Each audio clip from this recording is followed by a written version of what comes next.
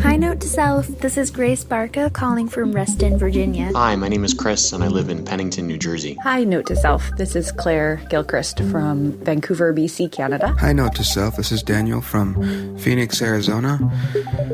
I find the privacy paradox to be quite intriguing. Tens of thousands of you accepted our challenge to take on one of the dilemmas of our time. Hi, my name's Lou. I live in London in the UK. This morning when I went for my run, I was pondering the idea of data privacy. The dilemma is this: we deeply value our right to privacy. But whenever we download a new app or we sign up for something online, we feel like we have to give up that right.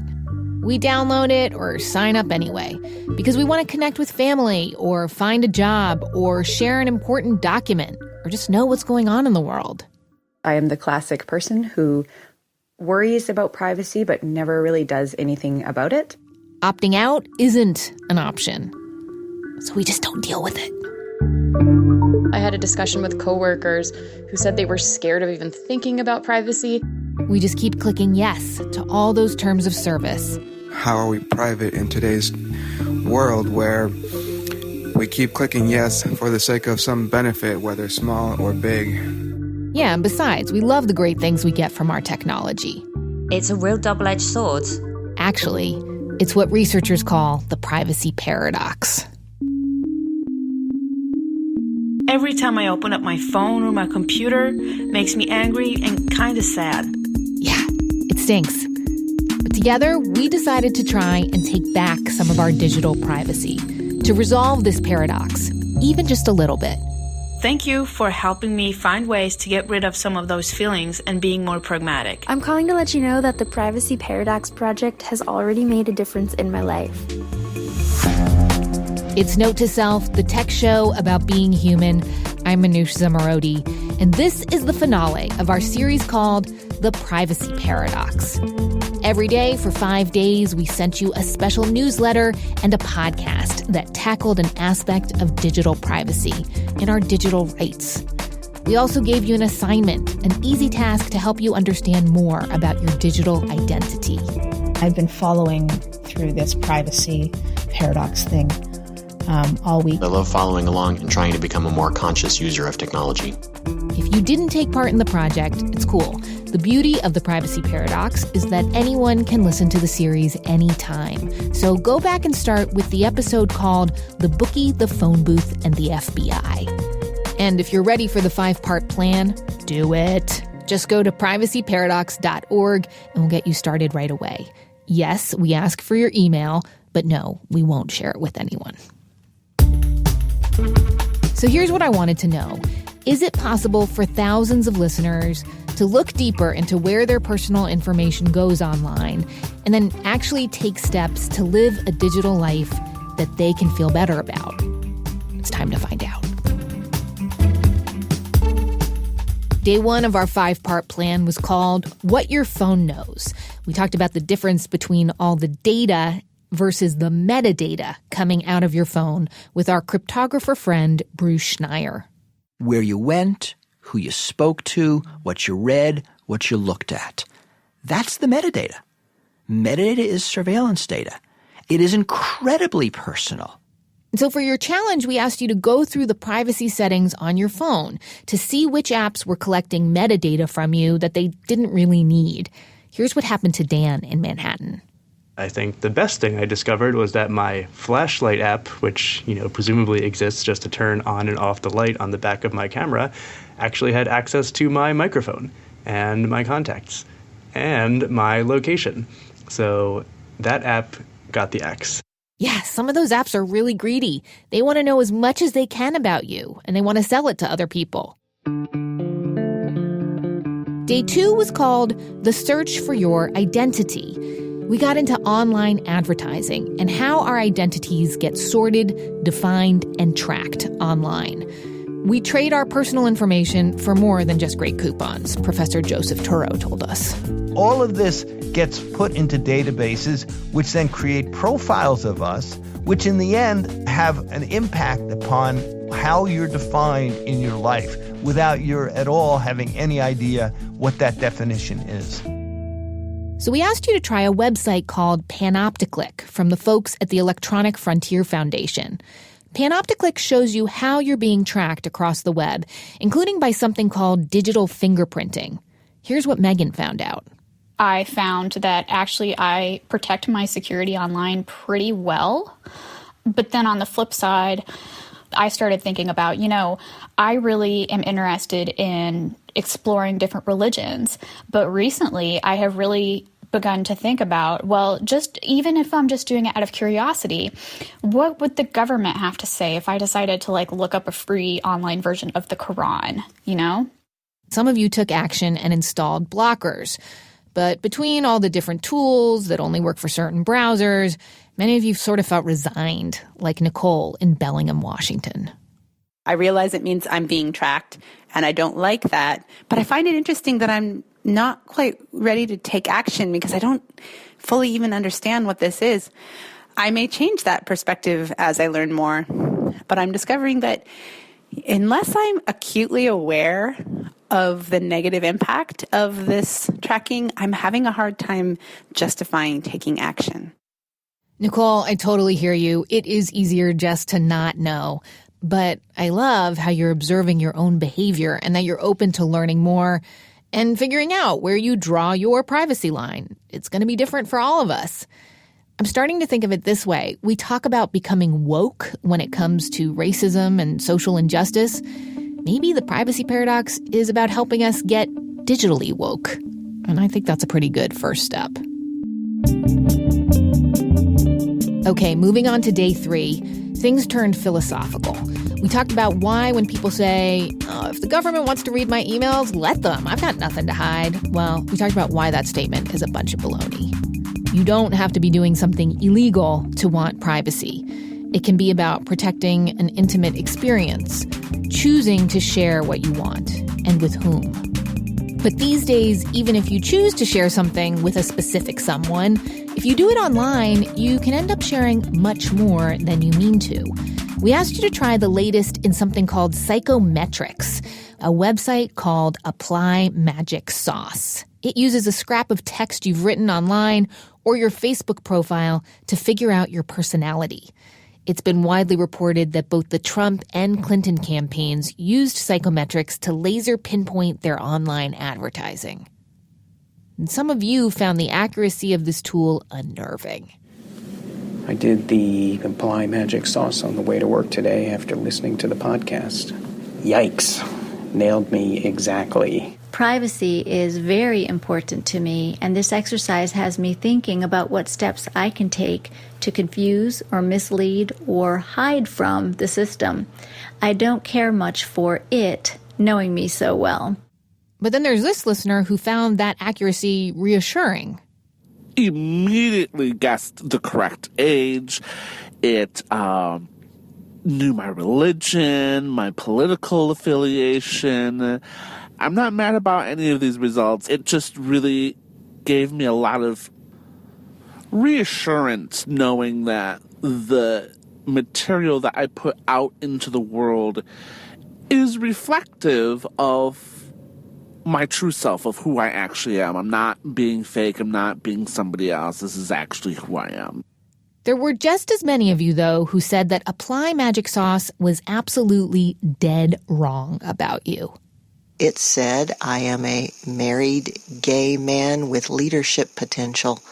I am a divorced woman, heterosexual, kind of on the introvert side. Fascinating, right?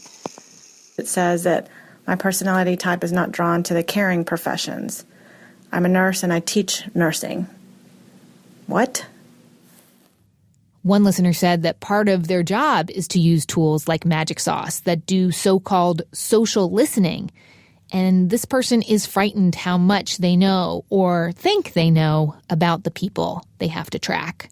We'll talk more about the potential consequences later in this show.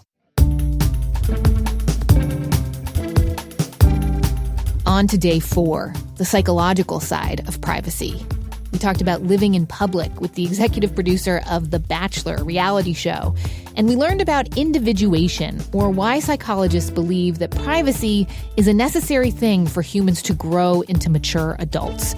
And so we asked you to try to be completely anonymous for 15 minutes that day to remind yourself or discover what total privacy feels like. One person told us turning off the phone felt like traveling to a foreign country. Here's what Jay in Florida thought. I took your 15-minute anonymity challenge, which I believe should have been called a 15-minute vacation. Yeah, shutting it off can feel pretty good. Everyone liked this day's challenge. And I think it's a good reminder that sometimes the easiest button to push is the off button, although that's not an option very often. Anyway, on to day 5. Day 5 was my personal favorite. I got to hang out with the inventor of the web, the lovely Sir Tim Berners-Lee, who told us about his plans to build a new kind of web where we would have control over our own data. But until he gets this new kind of web made, he suggests that we each write down our own personal terms of service, rules to live by online. And here's how some of you told us you are going to change your own way of living online and off because of this project. I'm a reporting analyst at a major company which collects customer data. I value privacy significantly, and on a day-to-day basis, it makes me feel so sick that we harvest this information in order to make something run just a little bit faster or make something just slightly more convenient for a customer. I'm hoping to leave this job soon. I'm a librarian, and I think Privacy Paradox is making me a better one. Librarians really believe in protecting the privacy of all people, and this project helped me understand how to do that better. I went through and deleted a couple old social media accounts I had that I haven't been using for years, but which are just floating around in the ether associated with me. So thank you for that motivation. Instead of just clicking download and clicking OK, I emailed back IT and asked for more information about this. I am in the marketing world, and I am kind of seeing the information that people make available through the platforms, whether they know it or not. Do I pause and think about it as much as I should? Probably not, because I'm not sure I can handle it. And does it unravel so many things that we're doing with our online selves? I don't know. I pulled over on my drive to record this and send it because it's been gnawing at me for a while. And my name is Wayne Masika, and I live in Vermont. I'm glad Wayne pulled over to leave us that message. Many thanks to him and everyone who shared their thoughts and reactions to the privacy paradox. We read and listened to everything. Thank you. Back to what Wayne said, that this issue of privacy is gnawing at him. Yeah, I think that gnawing is only going to continue. Because while yes, we should use strong passwords or know what is tracking us across the web, the issue of digital privacy is becoming much bigger than just one person. Good thing there are tens of thousands of us doing this project, right? What I hear from you and our experts is that we need to think how we move forward together to make sure our digital civil rights are protected. And as Sir Tim, the inventor of the web, explained on day 5, it's going to take a paradigm shift. Coming up, how we get to a privacy paradigm shift with 2 people leading the charge and the results of that privacy personality quiz that so many of you took.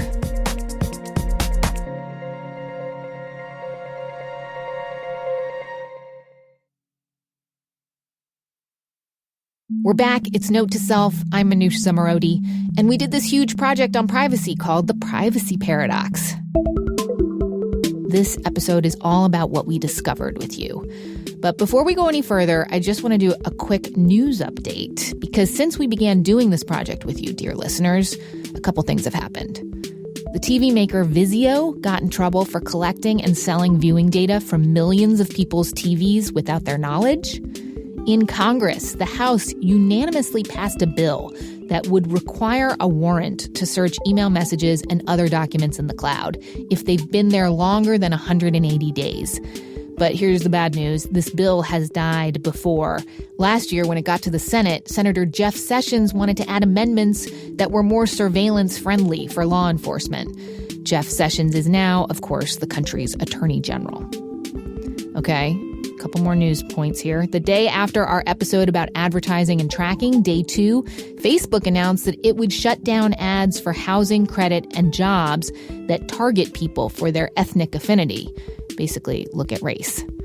And there are reports that lots of people in Washington, including scientists at the EPA, are using encrypted text messaging like the one that we talked about on day 1 of this project.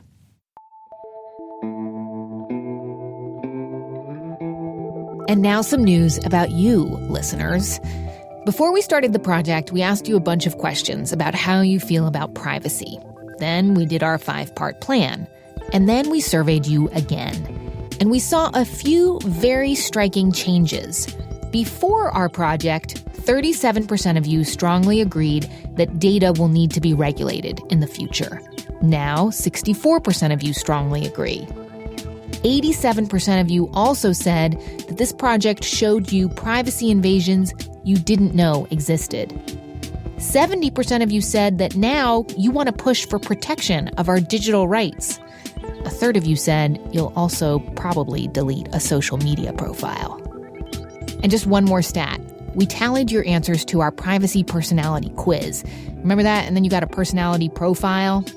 So, just 1/5 of us were true believers in privacy before the project. Now, half of us are. And yes, I'm including myself in that. I was a realist, but after this project, I am a firm believer in our right to privacy. So we care. We care a lot more after doing this. And that's good. But what happens now? To help me answer that question, I invited Solon Barakis into the studio. Hi, Solon. Hi. It's nice to be here. Solon, you are a researcher in Microsoft's lab here in New York. Your focus is on the ethical side of tech. What do you think about our listeners and how their privacy, their thoughts on privacy changed? I mean, does it just mean we need to talk more about this stuff? Is education the key? Is this usually how people respond when they learn more about how their personal information is being used? Yeah, it's a great question. So I think the more deeply you go into this, there's also the possibility of feeling somewhat resigned to the situation. And it's encouraging that so far the project hasn't resulted in a change in attitude where people actually feel like they don't have much agency. But I do think that there is certainly research and a general sense in the community of people who advocate around privacy that people might begin to kind of lose hope or feel that there isn't really much to do. And I think this is very, very present in discussions about what felt like the missed opportunity with Snowden in particular. Yes, and the Obama administration more generally, that actually you would have thought that President Obama would have been not quite as into implementing more surveillance and data collection, and yet that was not the case. That's right. What's kind of happened with the new administration is sort of people's hypothetical that was often rhetorical, saying like, you don't know what government you're going to live under, so we should have rules that assume the worst, right? This was always part of the arsenal of tools that privacy advocates would rely on. And it often felt rhetorical, and now it feels much, much more real. Here we are. We don't know what this administration is going to want to do with our data. And that's a bipartisan issue, I think. For sure, yeah. I think you've set me up perfectly for me to play you a message that one of our listeners left for us. Because to be fair, we did not convince everyone. Hello, I am 25 years old and I live in Brooklyn. Last night I was listening to the previous episode and you said, oh, you know that thing that people say where they say my life is an open book and I have nothing to hide from the internet is all bupkis and baloney. And I said, well, that should be a fascinating listen because that's the kind of thing that I say all the time. I mean, I'll be perfectly honest. The most damning things in my internet presence are, number one, my plenty of dick pics that I've sent to various people. And number two, all the things, you know, if somebody could find out all the things that I've downloaded illegally online, like video games and movies and stuff like that. I've gone through in my mind every single thing that I've done that's potentially damning, and I am confident in my ability to justify pretty much all of my actions. No, you know what? 100% of my actions. And I think we're leading to a world where we can be radically honest and say, well, I did this and I made a mistake and that's not who I am anymore. I mean, maybe that's hopelessly optimistic and naive of me to say that. So hold on. Do you see, I mean, is there anything you can say that could convince him that privacy is indeed important? Because I have to say, I gave it my best shot. For the people who don't feel like they have very much to lose, should their information be widely circulated, they may feel they have nothing to hide, right? But I think what's great about that is that it recognizes that, for the most part, the norms around that kind of behavior have evolved, right? Like I think 10, 15, 20 years ago, certainly when it comes to things like circulating naked pictures of yourself, which I'm sure is I know for a fact is a longstanding practice, but in this particular way, or interracial marriage or gay marriage or things that we took as being absolutely socially unacceptable now is normal, but maybe it's hard to see that. That's right. And I think the idea is that by shining light on things which are at the moment taboo or which people would otherwise be fearful of disclosing, you actually help other people who are not in a position to necessarily do that.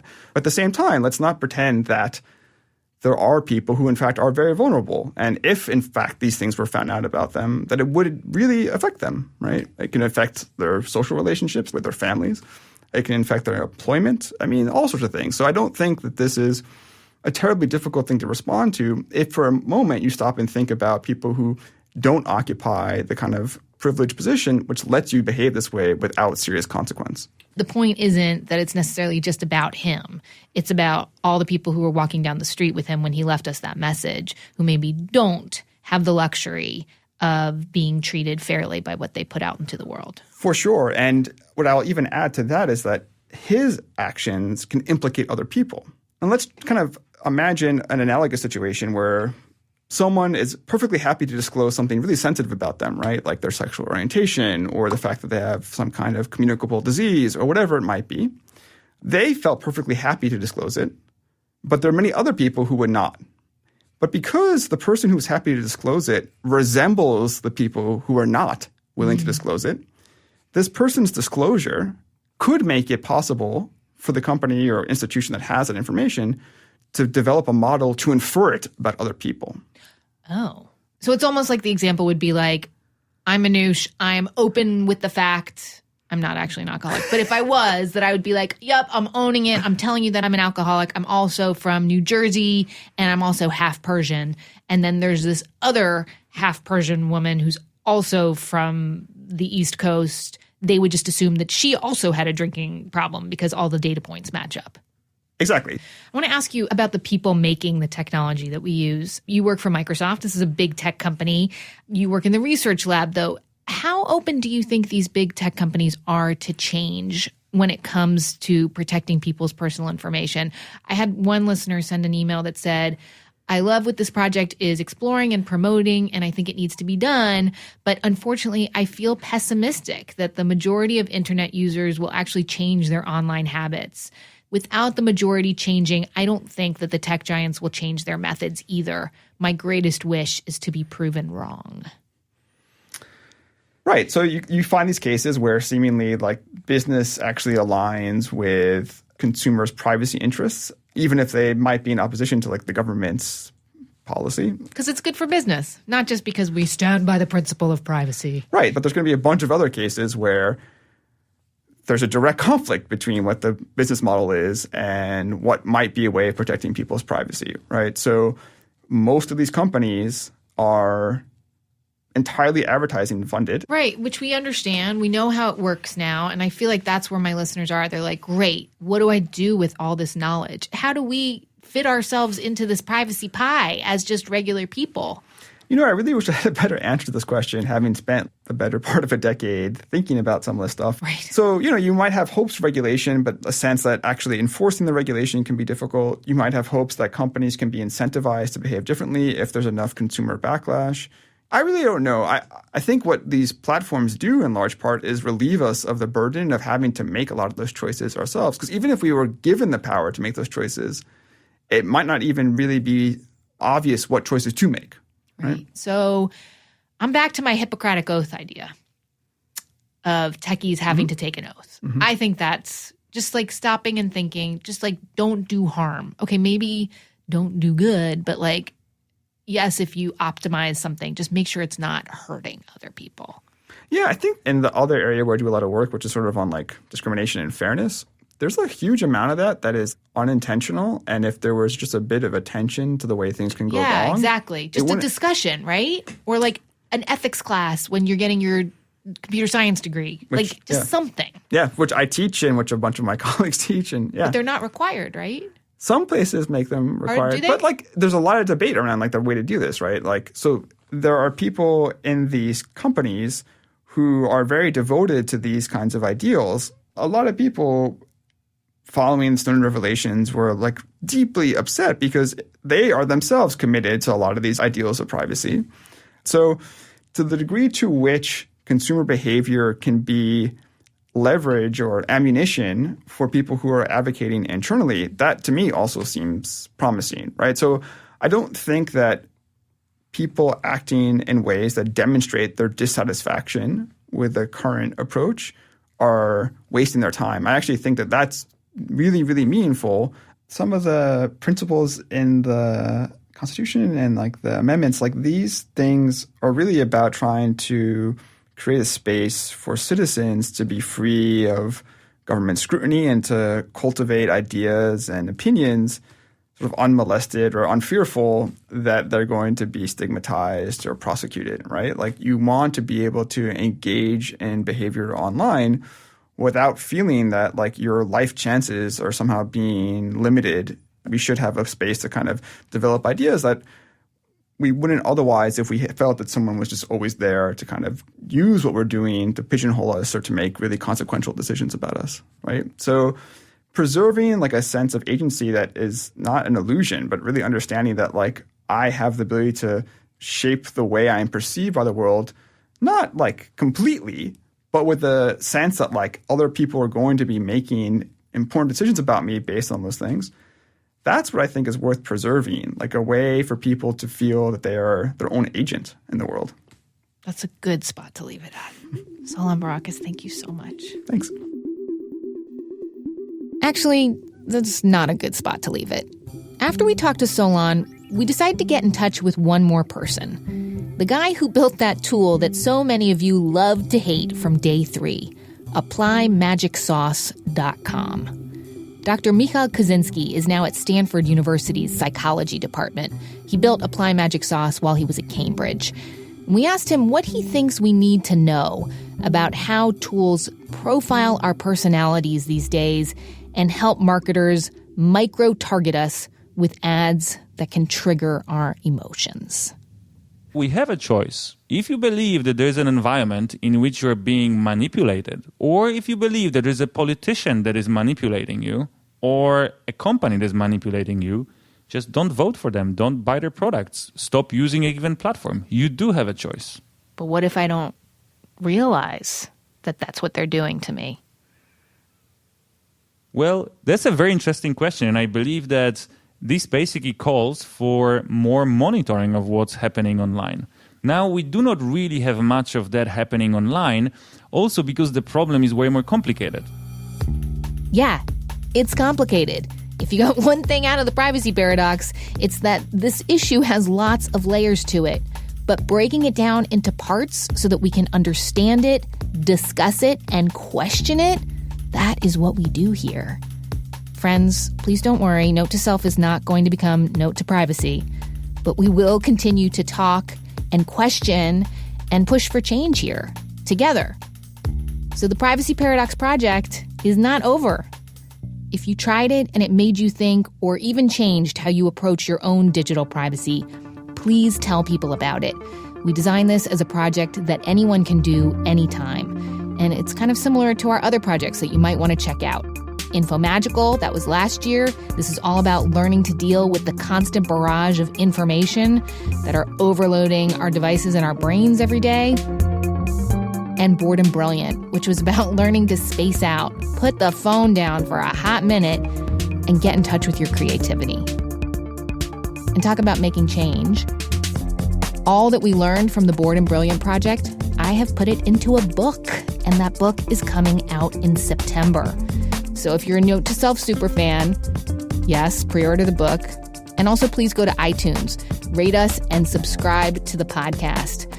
We live in a world where algorithms matter, and this one happens to matter big time to us. It helps people who are just getting into podcasting find us more easily. And one last thing for you, dear listener. Thank you for making it all the way here. We have a little something special for you to help you spread the gospel.